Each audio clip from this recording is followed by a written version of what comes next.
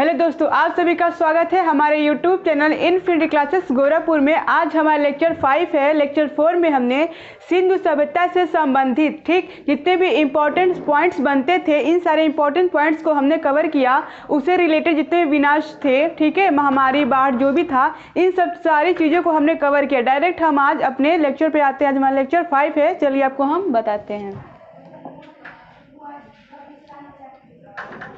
तो देखिए आज हमारा क्या है, आज हमारा टॉपिक देखिए ऐतिहासिक काल। ठीक है, चलिए आज हम आपको ऐतिहासिक काल के बारे में बताते हैं कि इसे मतलब ऐतिहासिक काल किसे कहा जाता है। ठीक है, आज क्या है, ऐतिहासिक काल। ठीक, अब देखिए इसके बारे में निम्नलिखित स्रोत उपलब्ध हैं। यानी किसके बारे में, ऐतिहासिक काल के बारे में निम्नलिखित स्रोत उपलब्ध हैं और इसे पढ़ा भी जाता है। ठीक, यानी किसे पढ़ा जाता है, यानी ऐतिहासिक काल को पढ़ा जा सकता है। ठीक है, आप लोग ध्यान दीजिएगा, ऐतिहासिक काल को पढ़ा जा सकता है। ठीक, इसके अंतर्गत ठीक वैदिक काल से लेकर अभी तक का समय आता है। ठीक है, अभी तक का टाइम, यानी अभी तक का टाइम आता है। ठीक, अब देखिए इसको डिवाइड किया गया है इतिहास को। अब आपको बताते हैं कौन कौन से पार्ट में डिवाइड किया गया है। देखिए पहले क्या है, इतिहास, इसको पार्टीशन किया गया है। पहले देखिए पुरातात्विक। ठीक है, पुरातात्विक में, ठीक,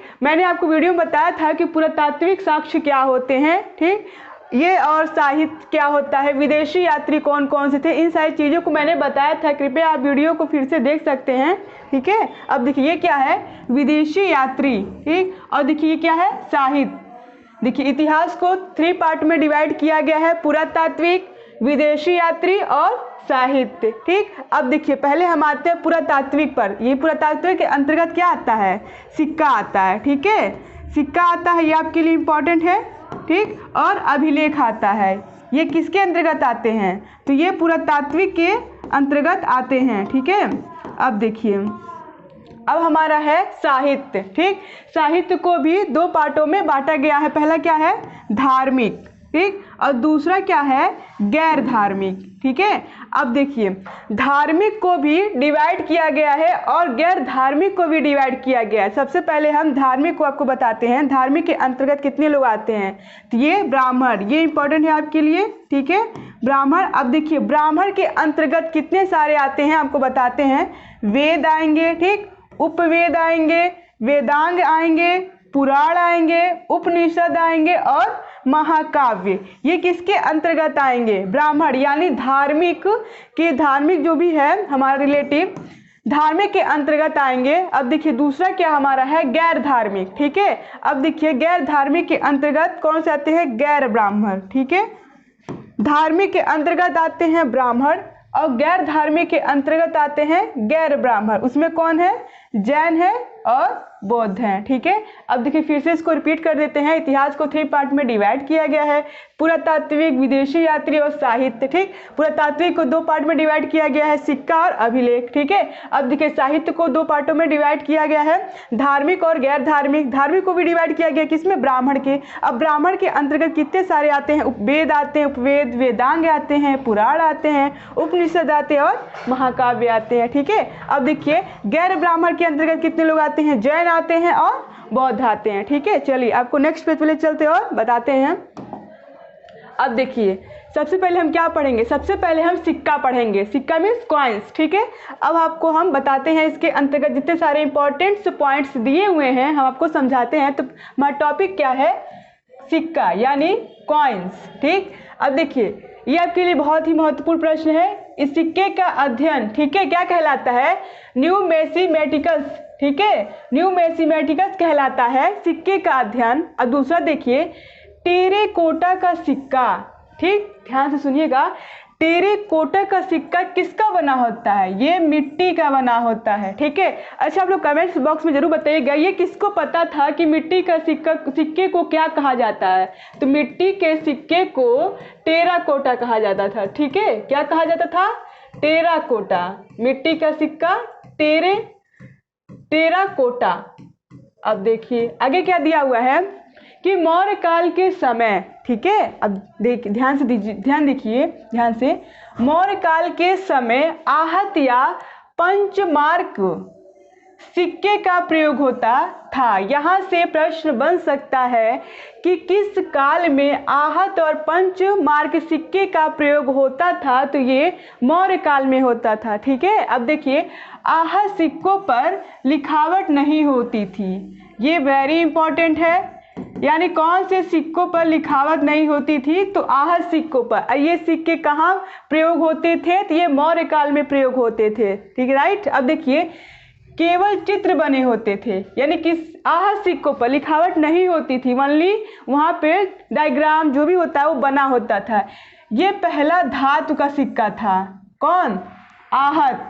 ये क्या था? आहत या पंचमार्क क्या थे? पहले धातु के सिक्के थे।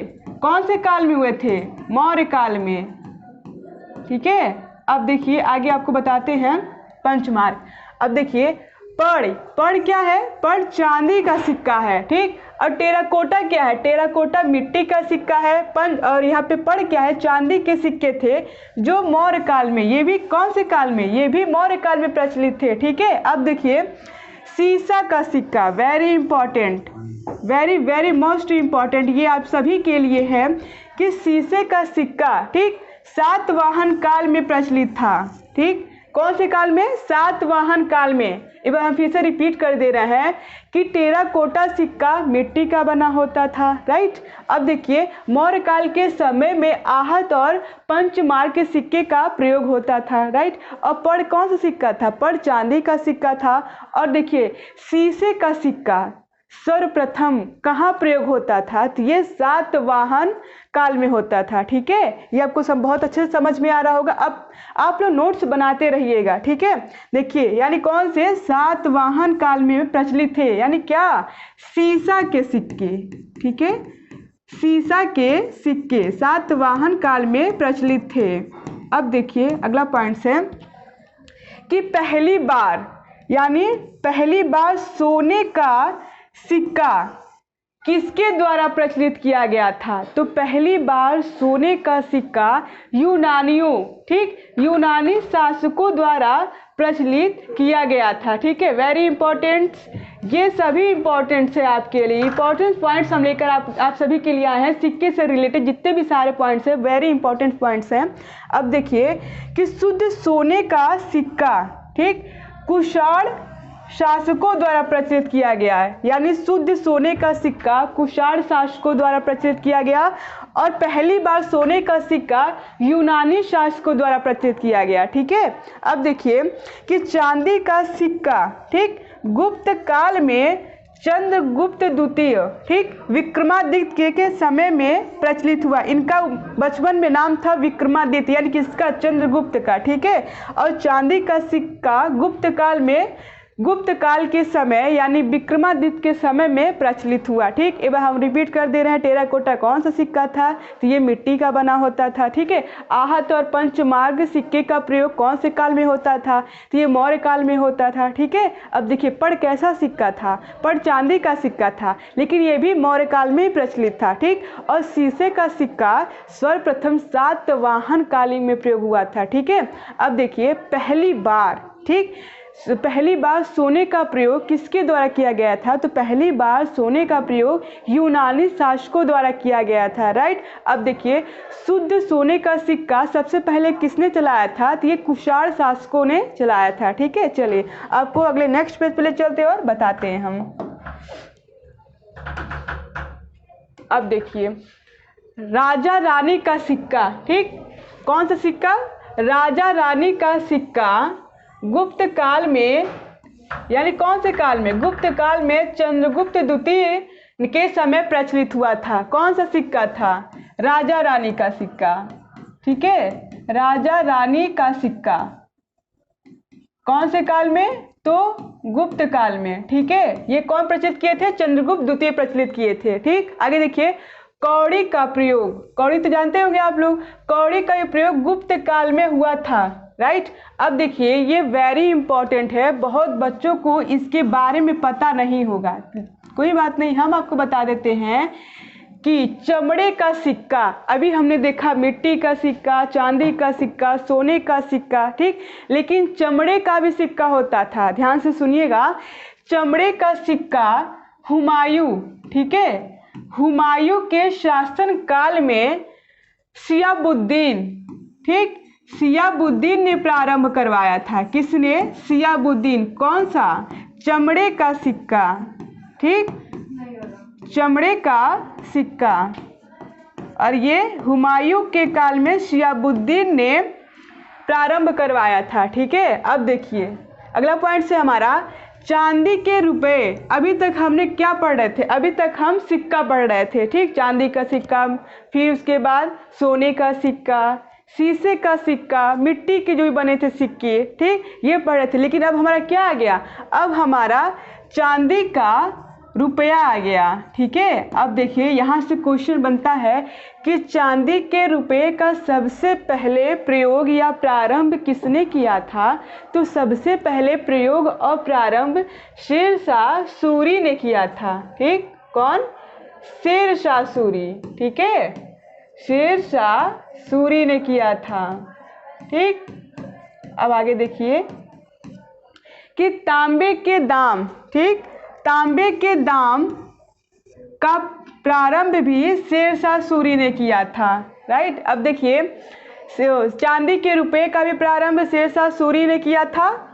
यहाँ पे छोटा सा रहेगा, कोई बात नहीं। अब देखिए तांबे के दाम का भी प्रारंभ शेरशाह सूरी ने किया था। आगे देखिए सोने के असरफी, ठीक है, सोने के असरफी का भी प्रारंभ शेरशाह सूरी ने किया था। तो देखिए पहले क्या? चांदी का सिक्का, चांदी का रुपया, ठीक, चांदी का रुपया, ठीक है। अब देखिए अब क्या है?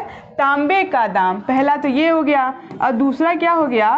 तांबे का दाम, राइट, तांबे का दाम। और तीसरा क्या हमारा है?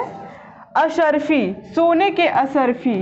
कैसे? सोने के असरफी, असरफी यानी किसने चलवाया, यानी किसके शासनकाल में ये चला था? तो ये शेरशाह सूरी के शासनकाल में चला था, ठीक है, शेरशाह सूरी के शासनकाल में।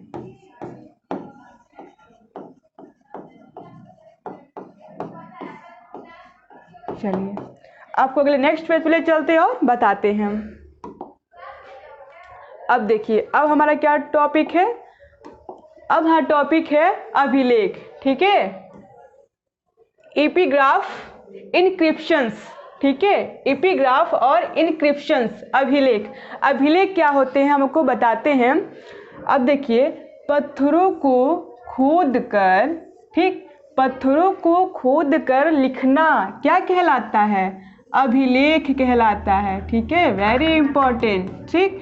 यानी अभिलेख किसे कहते हैं, या अभिलेख के बारे में एक लाइन आप बताइए तो आप कह सकते हैं पत्थरों को खोद कर लिखना ही हमारा अभिलेख कहलाता है, ठीक है। आगे देखिए दूसरा कि विश्व में अभिलेख लिखने का प्रारंभ, ठीक, किसने किया था? तो देखिए ईरान के शासक, कहाँ के? ईरान के शासक डेरियस ने किया था, ठीक है, ये आप सभी के लिए इम्पोर्टेंट है। किसने?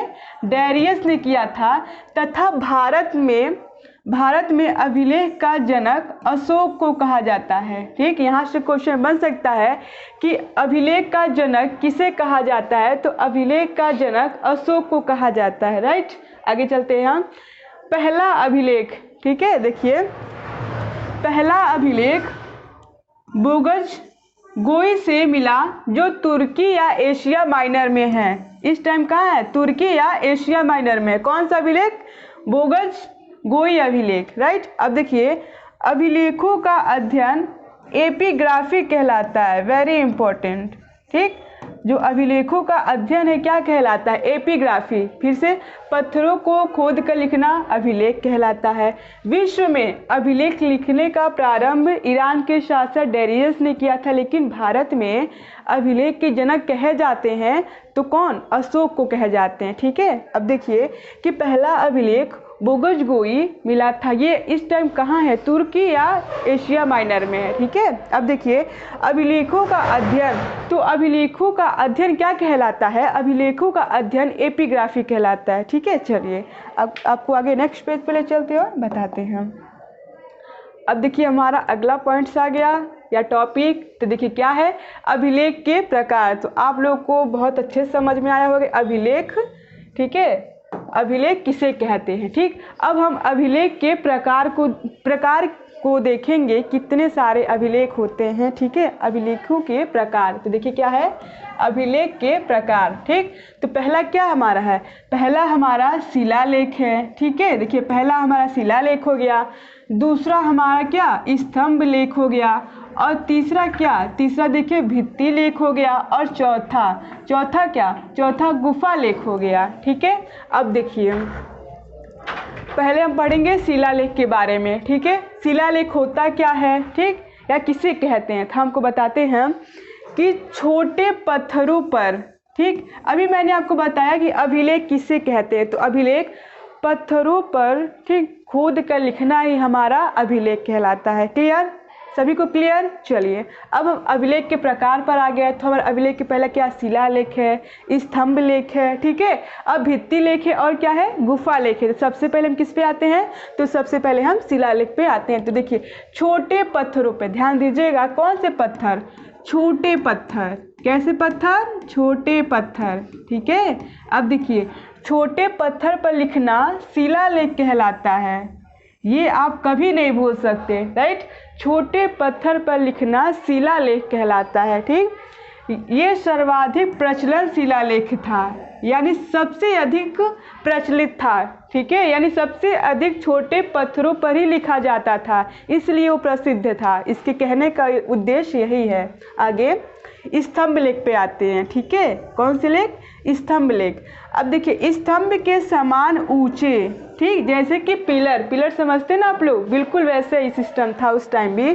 पिलर यानी ऊंचे पत्थरों पर लिखना स्तंभ लेख कहलाता है। ठीक, छोटे पत्थरों पर लिखना शिलालेख कहलाता, ऊंचे पत्थर यानी पिलर जैसे जो पत्थर होते थे उस पर लिखना स्तंभ लेख कहलाता। ठीक है, ये दूर से आकर्षित दिखते थे, यानी बहुत ही ज़्यादा सुंदर, बहुत ही ज़्यादा सुंदर लगते थे। ठीक है,